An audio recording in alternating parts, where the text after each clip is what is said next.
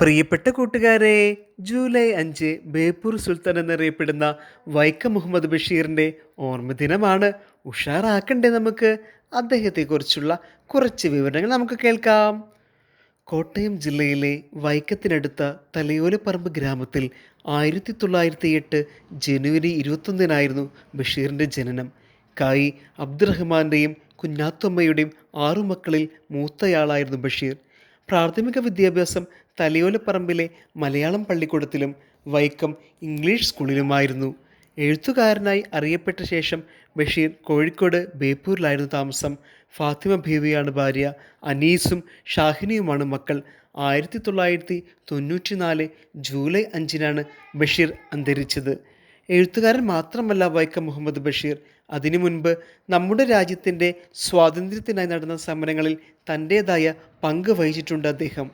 സ്കൂളിൽ പഠിക്കുന്ന കാലത്ത് ഗാന്ധിജിയെ കാണാൻ വീട്ടിൽ നിന്ന് ഒളിച്ചോടി കാൽനടയായി എറണാകുളത്ത് ചെന്ന് കാളവണ്ടി കയറി കോഴിക്കോട്ടെത്തിയെന്നും ഗാന്ധിജിയെ തൊട്ടുവെന്നും പിൽക്കാലത്ത് അദ്ദേഹം പറഞ്ഞിട്ടുണ്ട്. 1930 കോഴിക്കോട്ട് വെച്ച് ഉപ്പു സത്യാഗ്രഹത്തിൽ പങ്കെടുത്തതിൻ്റെ പേരിൽ ജയിലിൽ അടയ്ക്കപ്പെട്ടു. 1943 ഇറങ്ങിയ പ്രേമലേഖനമായിരുന്നു ആദ്യ കൃതി. ബാല്യകാലസഖി, എൻ്റെ ഉപ്പയ്ക്കൊരു ആനയുണ്ടായിരുന്നു, ആനവാരിയും പൊൻകുരിശും, പാത്തുമ്മയുടെ ആട്, മതിലുകൾ, ഭൂമിയുടെ അവകാശികൾ, ശബ്ദങ്ങൾ, അനുരാഗത്തിൻ്റെ ദിനങ്ങൾ, സ്ഥലത്തെ പ്രധാന ദിവ്യൻ, വിശ്വവിഖ്യാതമായ മൂക്ക്, കഥാബീജം, ജന്മദിനം, ഓർമ്മക്കുറിപ്പ്, പൂവൻ പഴം, അനർഘനിമിഷം, വിഡ്ഢികളുടെ സ്വർഗം, മരണത്തിൻ്റെ നിഴൽ, മുച്ചിട്ടുകളിക്കാരൻ്റെ മകൾ, പാവപ്പെട്ടവരുടെ വേശ്യ, ജീവിത നിഴൽപ്പാടുകൾ, വിശപ്പ്, താരാ സ്പെഷ്യൽസ്, മാന്ത്രിക പൂച്ച, നേരും നുണയും, ഓർമ്മയുടെ അറകൾ, ആനപ്പൂട, ചിരിക്കുന്ന മരപ്പാവ, ശിങ്കിടി മുങ്കൻ, യാ ഇലാഹി തുടങ്ങി നിരവധി കൃതികൾ അദ്ദേഹം രചിച്ചിട്ടുണ്ട്. 7 വയസ്സുകാരി സുഹ്റയും 9 വയസ്സുകാരൻ മജീദും മലയാളിയുടെ നെഞ്ചിൽ കുടിയേറിയിട്ട് 80 വർഷമായിരിക്കുന്നു. അതെ, നമ്മുടെ സ്വന്തം ബാല്യകാലസഖി. നിഘണ്ടുവിൽ കാണാത്ത പല വാക്കുകളും തൻ്റെ കൃതികളിൽ യഥേഷ്ടം പ്രയോഗിച്ചിട്ടുണ്ട് ബഷീർ. ബഡ്കൂസ്, ലൊഡ്കൂസ്, ചിരിപ്പിടിയോളം, ബുദ്ധൂസ്, ഉമ്മിണിശ, ഇമ്മിണി ബല്യൊന്ന് തുടങ്ങിയവ ഇതിൽ ചിലതാണ്. ബഷീറും സിനിമയും രണ്ടും അഭേദമായ ബന്ധങ്ങളാണ്. വൈക്കം മുഹമ്മദ് ബഷീറിൻ്റെ നീല വെളിച്ചം എന്ന ചെറുകഥ വികസിപ്പിച്ചതാണ് ഭാർഗവി നിലയം എന്ന പ്രസിദ്ധമായ സിനിമ. ബഷീർ തന്നെയാണ് തിരക്കഥയും എഴുതിയത്. ബഷീറിൻ്റെ മതിലുകൾ എന്ന നോവൽ അതേ പേരിൽ 1989 സിനിമയായി.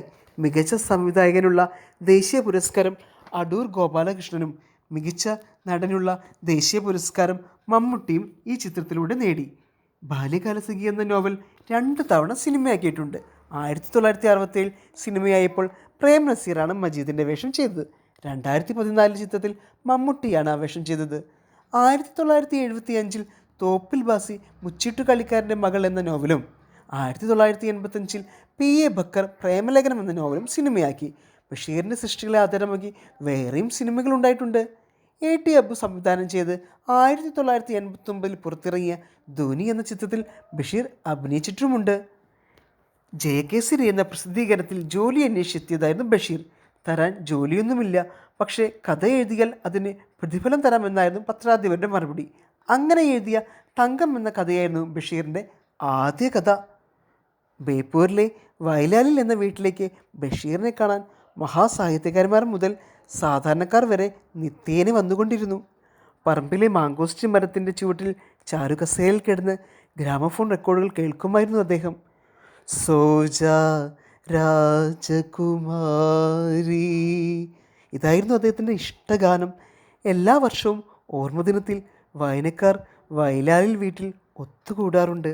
മാങ്കോസ്റ്റി മരവും ചാരുകസേരയും ഗ്രാമഫോണും മഷിപ്പേനയും, അങ്ങനെ എല്ലാം ബഷീർ എന്ന വലിയ സാഹിത്യകാരനെ അനശ്വരനാക്കി ഇന്നുമുണ്ടവിടെ.